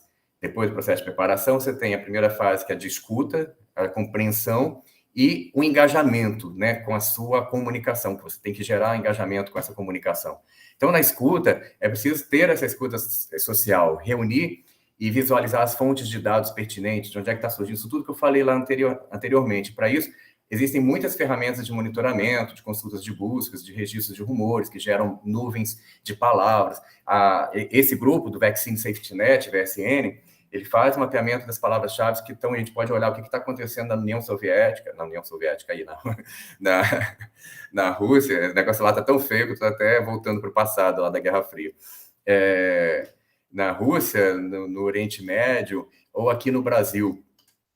A gente precisa, então, compreender, encontrar sentido nesses sinais existentes no meio do ruído, compreender quem, onde, o que, qual, com que rapidez e alcance está se disseminando, por que se consolidou esse rumor, ou seja, a origem, o que está por trás disso, qual é a intenção e por que está gerando tanto impacto nas pessoas, porque algo para impactar um grupo precisa que esse grupo seja permeável a esse estímulo. Então, qual é a permeabilidade que existe ali, para eu tentar chegar num processo melhor? E aí, algumas perguntas que ajudam nesse processo de avaliação são, por exemplo, na realidade, essas respostas que a gente está criando das informações errôneas, elas podem aumentar mais a difusão? Eu preciso considerar isso antes de fazer uma intervenção para corrigir uma informação.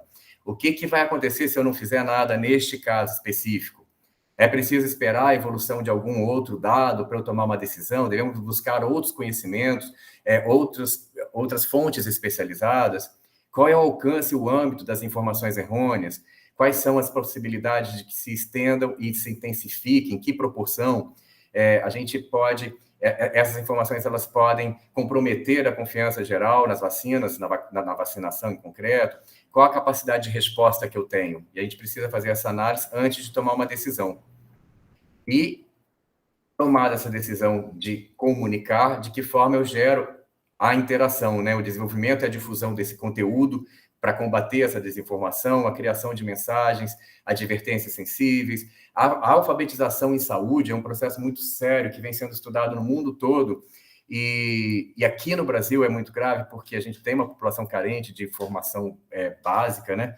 E o profissional da saúde tem também uma responsabilidade muito grande nesse sentido, que vocês já conhecem bem, que é aquilo, como que eu explico essa receita para alguém que tem dificuldade, é analfabeto, mas quando eu passo, como é que eu faço essa informação se tornar mais evidente e esse conhecimento se tornar mais acessível e interessante para essa pessoa, para que ela possa criar repertório e ter condições de enfrentar a infodemia.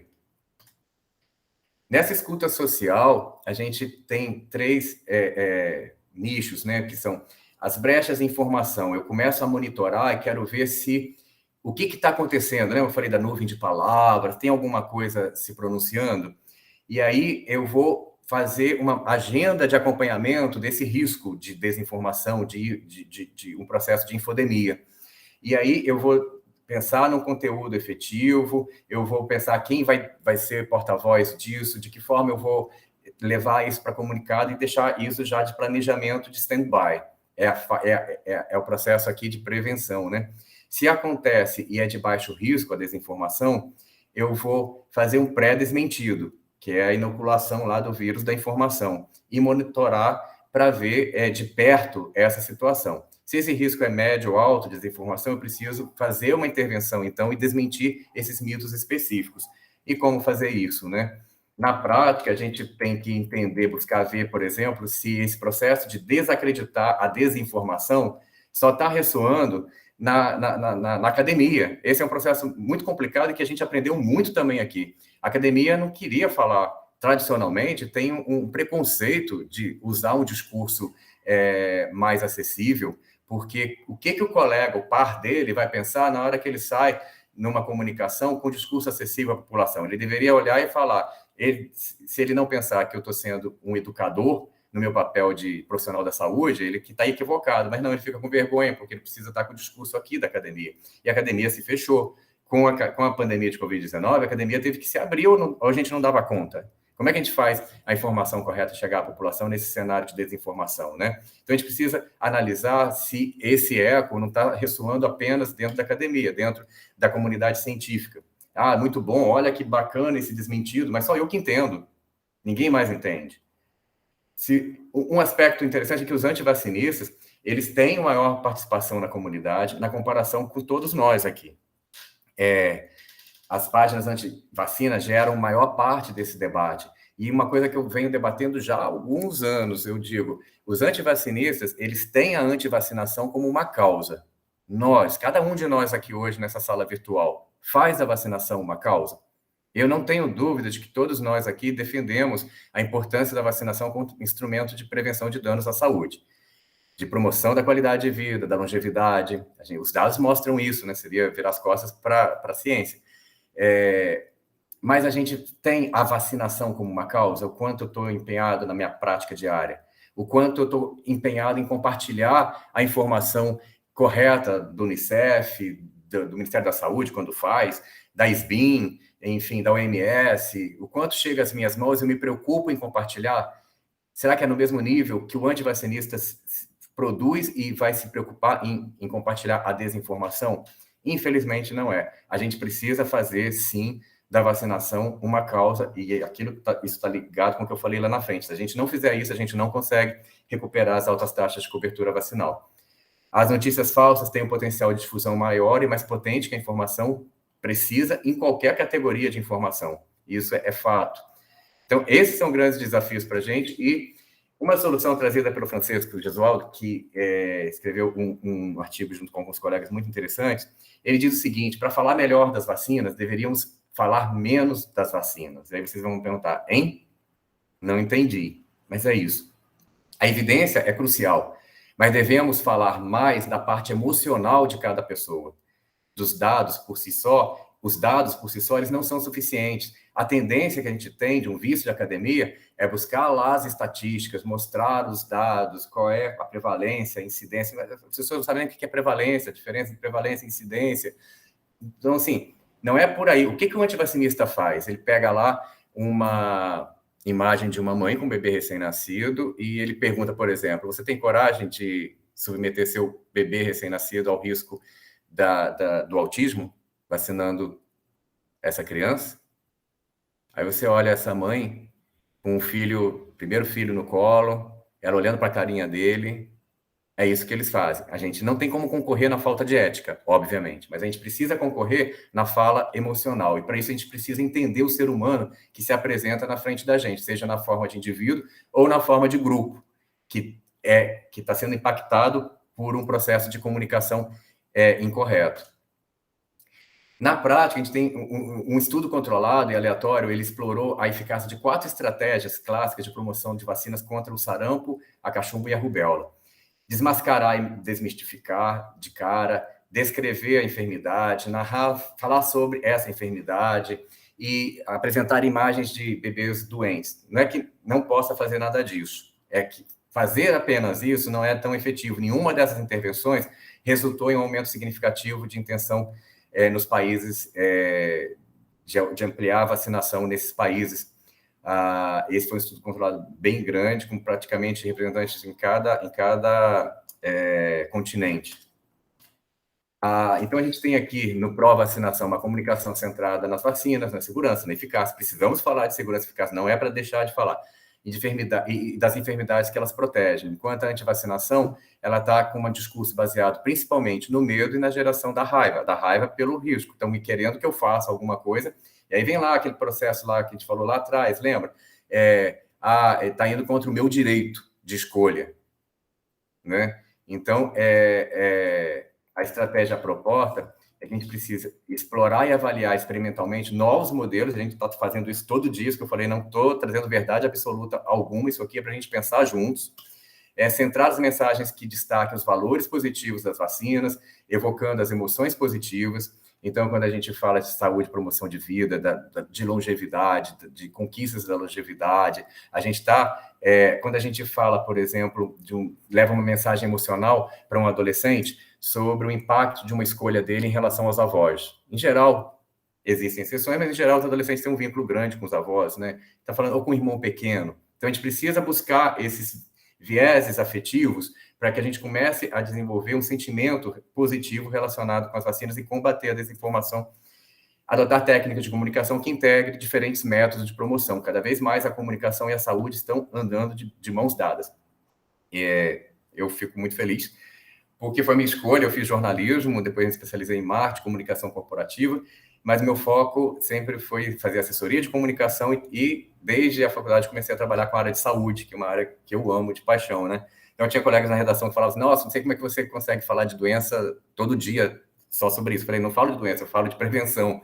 Eu estou falando aqui para evitar, estou levando informação. Então, é isso, a comunicação de mãos dadas com a saúde, e aí somos nós, comunicadores, vocês médicos, outros profissionais da saúde. E implicar as equipes multidisciplinares, que é isso que eu acabei de falar. O Gesualdo, ele tem uma outra máxima também que diz que devemos começar a centrar em como as vacinas afetam a vida das pessoas. Isso vale para o discurso, para a comunicação de vocês dentro do consultório. De que forma que essa vacina afeta a vida de vocês? A gente está usando isso numa campanha que está no ar agora, paralisia infantil, a ameaça está de volta. Aí acho que ela resume bem um pouco esse processo. E não falar exclusivamente em termos clínicos, e sim através dos valores invisíveis que esses valores geram, do aspecto emocional, do ganho que se tem com isso. E a Reid Larson, que é uma antropóloga americana e diretora fundadora do Vaccine Confidence Project, ela diz que necessitaremos de um esforço sério para criar confiança no público, que a solução é investir nos escolares mais jovens para que eles entendam os fundamentos das vacinas. Esse é um dos caminhos essenciais, sim, a SBIN está muito atenta a isso, e a gente tem um projeto piloto chamado SBIN na escola, que é muito bacana, a gente pretende ampliar, e a gente precisa conversar com o educador para que o educador possa inserir o tema imunização de forma transversal nas suas disciplinas. A imunização pode conversar com todas as disciplinas. A gente pode ter uma informação chegando junto com matemática, estatística e informática para tratamento de dados a partir do levantamento do status vacinal da turma. E aí você vai falar de um monte de coisa aí. Você pode falar do ponto de vista histórico ou geográfico, na geografia dos deslocamentos populacionais, populações que se deslocam agora, refugiados, o que isso gera, a questão das doenças transmissíveis e as infecciosas, né? Então, assim, tem muito como a gente fazer esse caminho. 5 conselhos para a gente ter um conteúdo mais impactante, que as informações errôneas, captar a atenção com recursos visuais, emoção, personalização, que seja fácil, claro, objetivo, que utilize repetições dentro do bom tom, claro, que resulte crível, que motive a ação, que a vacinação como uma aspiração, que seja abraçada, acolhida, como uma aspiração. Para quê? Para eu viver mais, para eu evitar um dano familiar. A gente precisa começar a falar da doença para além do indivíduo. Uma pessoa que adoece, ela tem uma repercussão social enorme, tanto do ponto de vista econômico, para a saúde pública, social, quanto do ponto de vista familiar. Quem adoece não é só o doente, a família muitas vezes adoece ou se compromete demais com o adoecimento de um ente, né? Então, a gente precisa começar a explorar essa relação. Normas sociais que motive a ação individual com impacto no coletivo, que uma das formas de se fazer isso é o que eu acabei de dizer, de que forma essa doença impacta a sua família. Numa palestra agora, na jornada da SBIM, eu estava falando sobre processo de comunicação e estava falando sobre como comunicar risco. E aí veio uma pergunta, mas como eu faço isso na sala de vacinação? Aí, um processo eu posso dizer para uma mãe, ou para um pai, ou outro responsável, que esteja acompanhando essa criança, que a próxima dose é daqui a 2 meses e a terceira dose daqui a 6 meses. E ela vai estar bem informada, eu cumpri o meu compromisso de falar sobre o esquema. Ok? Não. Se eu quero ser mais efetivo, eu tenho que dizer para ela, sem as 3 doses, seu filho, sua filha estará vulnerável, ele pode contrair a doença, não pela vacina, pelo vírus, pela bactéria. Então, mãe, está nas suas mãos cumprir o esquema de dose. Isso é uma forma simples de comunicar isso. Foi aquilo que eu falei, eu não preciso da OMS para isso. Eu preciso entender o processo que ocorre na minha frente e o meu fazer diário. Então, no consultório, de que forma que eu posso tornar os meus pacientes mais aderentes à vacinação, trabalhando essa comunicação mais do impacto imediato e do impacto do grupo e da comunicação mais pelo coração mesmo. Uma comunicação também que fale da prevenção, obviamente, que conte histórias. Quem de nós aqui não gosta de história? O ser humano, ele é atraído por história. As rodas lá na pré-história, em torno da fogueira, elas já existiam para contação do cotidiano, né? Para compartilhar a informação. Ainda quando a linguagem era muito rudimentar, mas as expressões já existiam, então isso se dava através da contação de história, né?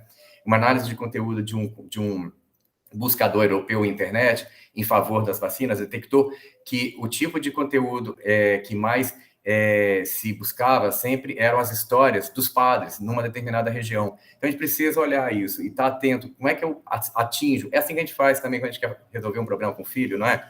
Como é que eu atinjo essa criatura? Será que é pelo grito ou eu preciso entender o que está se processando aqui? É assim com o mundo. Alguns aprendizados, né? Falar melhor das vacinas, devemos falar menos sobre elas. A colaboração multidisciplinar, a confiança não é só na informação, só a informação acessível, razão e sentimento também. A confiança é gerada por esse aspecto e a comunidade científica necessita de ter um engajamento maior nisso, de uma escuta das pessoas, das perguntas e emoções e preocupações dessas pessoas. Deixa eu ver aqui. Agarrou. Está passando. Deixa eu ver aqui o que falta. Pronto. Eu trouxe aqui só para exemplificar algumas coisas que a gente usa para combater a desinformação, essa infodemia, as fake news, né? Esse aqui é um exemplo de comunicação voltado para adolescente. A gente já foi lá buscar um termo que a gente achou que era interessante para eles. Então, a gente criou o slogan, quem vacina não vacila. Esse slogan, ele traz aquela comunicação que tenta acessar o universo do público-alvo. Então, a gente usou o game. Aqui, por exemplo, não sei se dá para ver, essa imagem é de uma caveira saindo do fogo, que é uma imagem de game, explodiu tudo, está andando. Quem se defende não perde o jogo. E que jogo é esse? Quem vacina não vacila. E aí vem a informação complementar. Aqui. Desculpa quem se prepara não é... mas você pode clicar nesse ocultar aqui, nessa barra que você tem. Obrigado. Obrigado. Eu achei que nem estava aparecendo para vocês. Quem se prepara não erra a manobra. Quem vacina não vacila. Sexo só com proteção. A gente até buscou nessa imagem aqui. São 2 mãos. Não sei se é de 2 meninas, 2 meninos. E também a gente não está entrando nesse mérito. Mas é porque a gente precisa falar com todo mundo. Então, eu preciso estar atento a isso para não haver exclusão no processo de comunicação. Quem se importa não prejudica o outro. A família que está feliz, e o texto vinha falando dessa relação comunitária, né? Esse post aqui, eles estão crescidinhos, mas ainda precisam de orientações e cuidados, porque esse limbo que entra o adolescente, né? Ele não vai mais ao pediatra, se ele não é menina, não vai a médico, a menina acaba indo pouco, vai para o ginecologista, muda, mas acabam frequentando pouco médico, tem poucos motivos para isso, adoecem menos e tal, mas são muito expostos a risco. E aí chamando a atenção dos pais para que eles tenham, para a responsabilidade deles com relação à vacinação. E aí uma série, a gente criou um e-book do vacilo à vacinação, o desafio.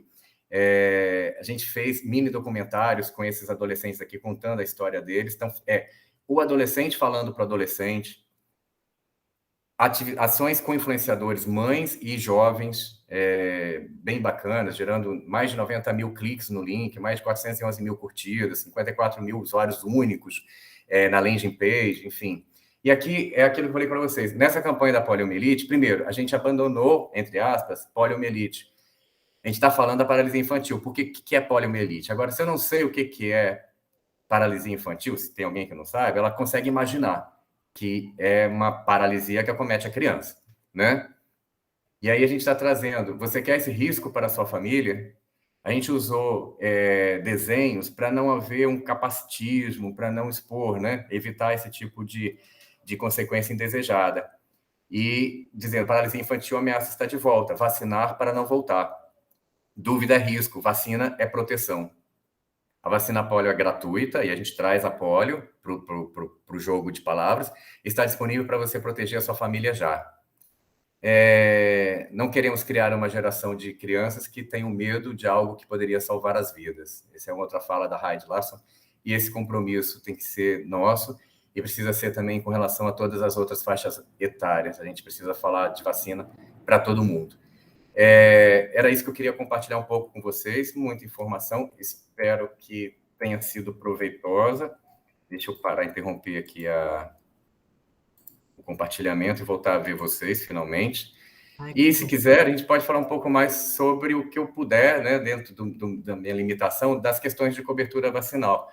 Eu trouxe um pouco desse cenário, né, das questões estruturais, das questões econômicas, das questões relacionadas com o horário de atendimento, não ter horário de atendimento fora do horário comercial, as questões de comunicação, as fake news, enfim.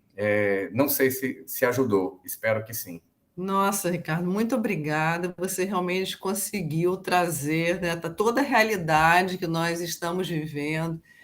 Vacina sempre foi um tema muito controverso, exatamente por causa dos negacionistas, e eu acho que tem uma questão também muito grave. Os médicos, né, de uma forma geral, eles trazem isso como um assunto controverso, e o que é pior, o médico ficar à margem do conhecimento não é o que a gente espera.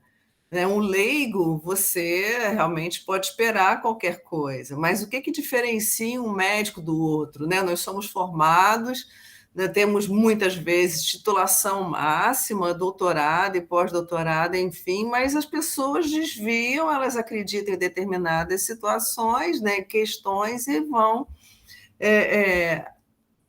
persistem, com isso, Enfim, é bastante complicado. Mas parabéns, você está sendo bastante felicitado aqui. Obrigado, pessoal. E temos pergunta, né? A Laura já levantou a mão. Vamos ver se eu dou conta. Para falar.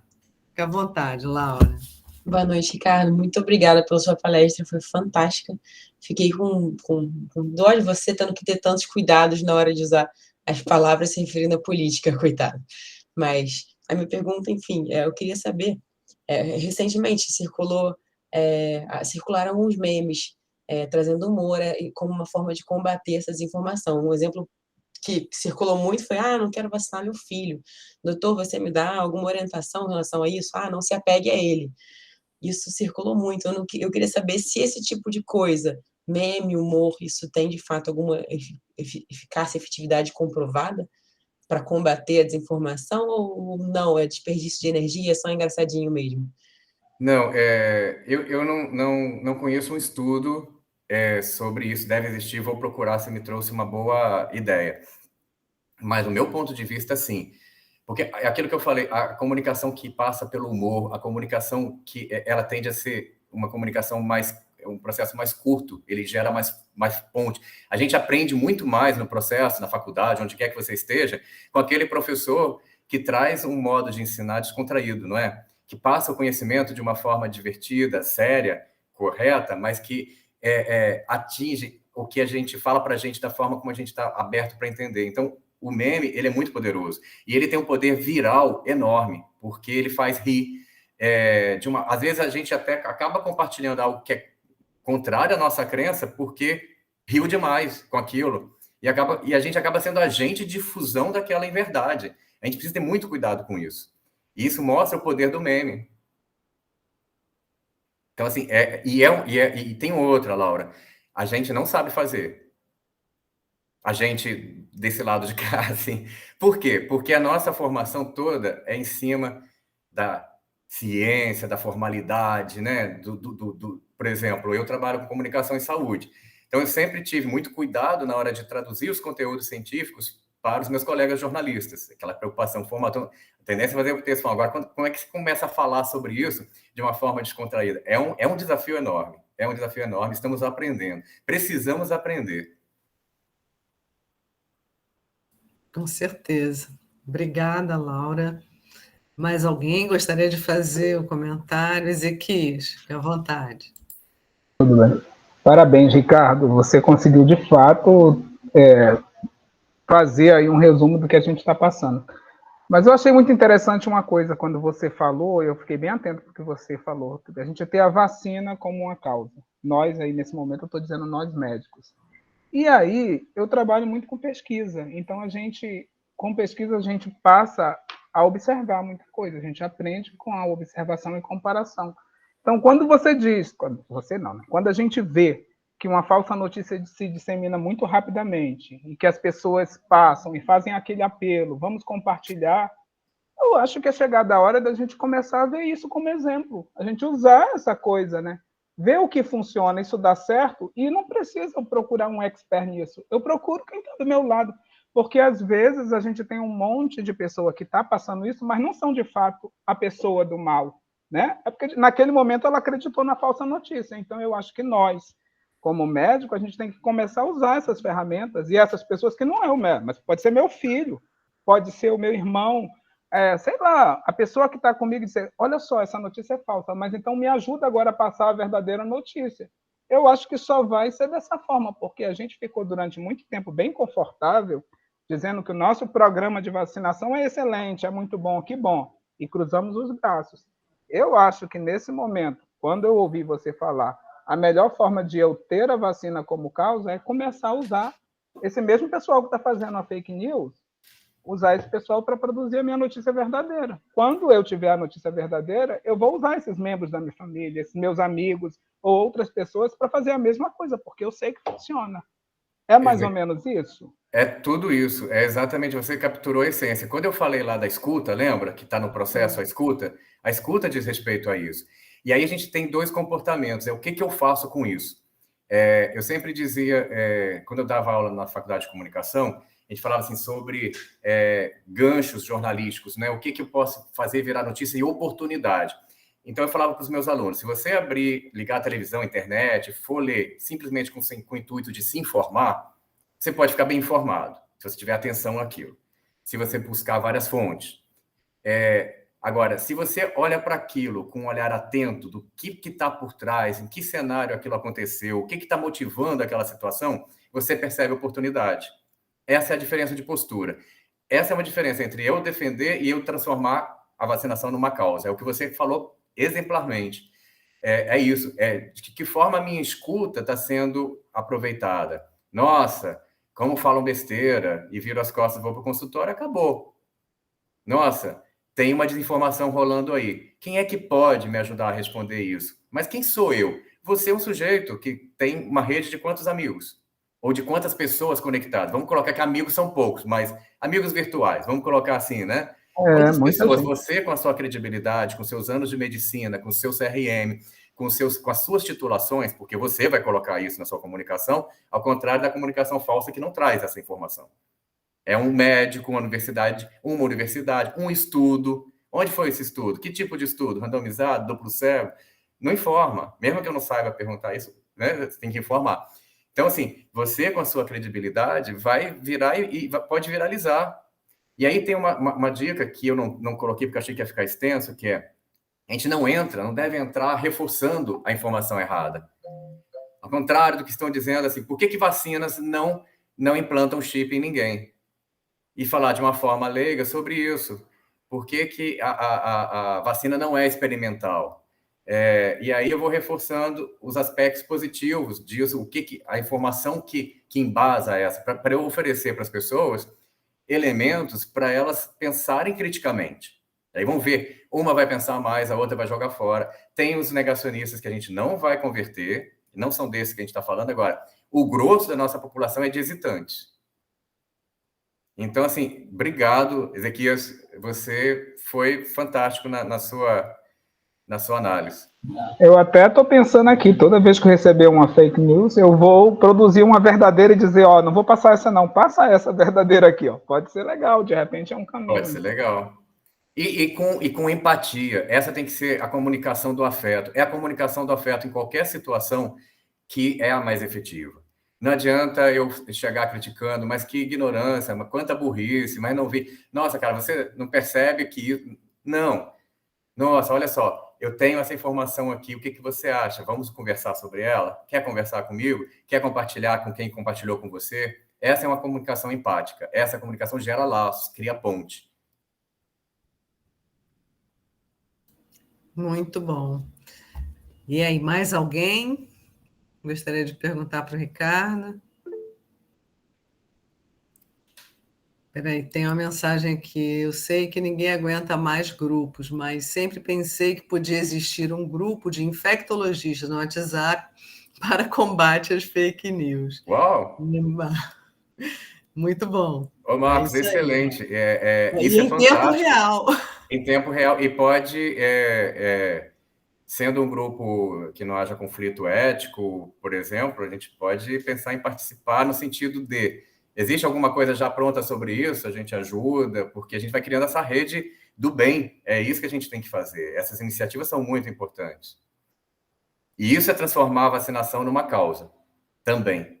É disso. Atitude. Sem atitude, eu só sou defensor. Com atitude, eu tenho uma causa. É isso aí, com certeza. Então tá. Mais alguém? Então, Ricardo, te agradeço mais uma vez. Foi fantástico a sua apresentação. Eu gostaria também de parabenizar mais uma vez os médicos pelo dia de hoje e agradecer a presença de todos a mais um Clube de Infecto. E é isso, pessoal. Boa noite a todos. Obrigado. Eu queria só, desculpa, eu estava planejado para trazer os parabéns para vocês. Vocês guerreiros, né? A gente sabe a luta que é ser médico no Brasil. Não é uma carreira fácil, requer muita dedicação. E é muito bom a gente, que é de outra área, estar juntos e estar conversando. Eu quero agradecer mais uma vez a oportunidade. Obrigado e parabéns a todos. E eu quero